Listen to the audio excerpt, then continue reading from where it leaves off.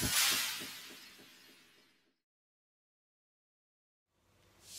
guys, my name is Josh Lloyd and this is the first of the YouTube videos for the Red Rock Fantasy Basketball podcast. Going to be trying to do these more regularly, incorporate some more video into the website and into the podcast. These will just be short videos, 3-4 minutes, just talking about what's on the podcast. And for more detail, you go and subscribe to the podcast, which is the Red Rock Fantasy Basketball podcast. You can find it on iTunes and on Stitcher. I'll have the links below. In the description, you'll find all those, so you're able to subscribe.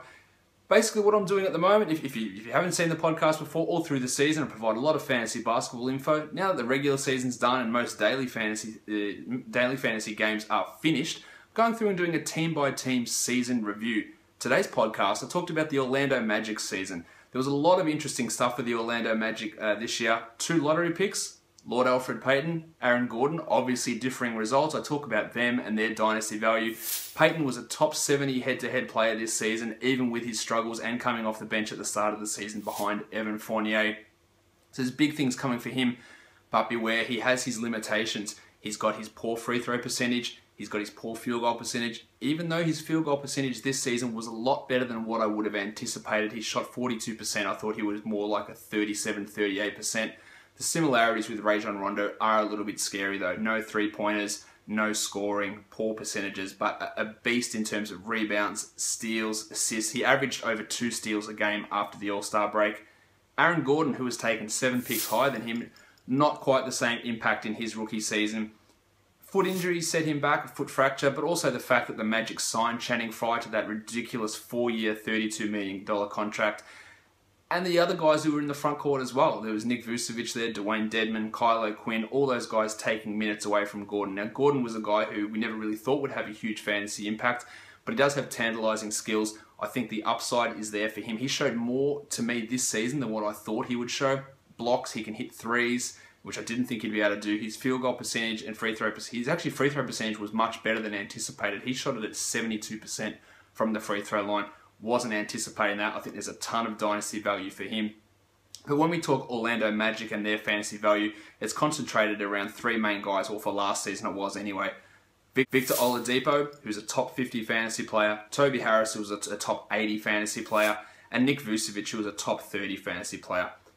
The guy who I think is going to take the big leap next season is Victor Oladipo. He was a top 20 player after the All-Star break in head-to-head leagues. I think that you're going to have to take him and Vucevic both in the 3rd round next season. But I wouldn't be scared of taking Oladipo a little bit earlier, maybe end of the 2nd round, because I reckon he's going to be a top 20 player next season. He in the last part of the season, the last half of the season, he was averaging almost 25 and 5, 24 and a half, 4.5, and he could be that guy, 25, 5, 2 steals, 1.5 3-pointers, and that's top 20 talent right there. The only thing keeping Vucevic out of a definite top 20 spot is his lack of blocks, only 0.7 blocks a game this season. If he can get that up, similar to what Jonas Valanciunas did this season, a big increase up to 1.2, 1.3 blocks, we're talking a top 20 guy who can get 20 and 10. He actually got 19 and 11 this season. He can be a 20-point, 10-rebound guy with 1.3 blocks and great percentages as well. They're going to be the mainstays of this franchise. Now, the Magic do hold the 5th pick in this upcoming draft. I don't imagine whoever they pick is going to have much of an impact on these existing players. I think Victor Oladipo is going to have the biggest rise. To acquire him in a dynasty league, you're going to have to pay very high amounts. But if there's someone who doesn't quite value him or doesn't think he's going to translate into a top 20 player, I think that's really neat where you need to strike. So I think there could be a ton to be gained from getting Victor Oladipo. We could be talking a top 20 player for the next 45 seasons. Payton has his limitations. Vucevic also has his block limitations. One guy I haven't touched on, Toby Harris. We don't know where he's going to be. He's a restricted free agent. We heard overtures from the Knicks all season that he wanted to go there. If he goes, it obviously opens up minutes for someone like Mo Harkless, or if they drafted Justice Winslow. And if Harris happens to go to the Knicks, he's a top 50 player in the making.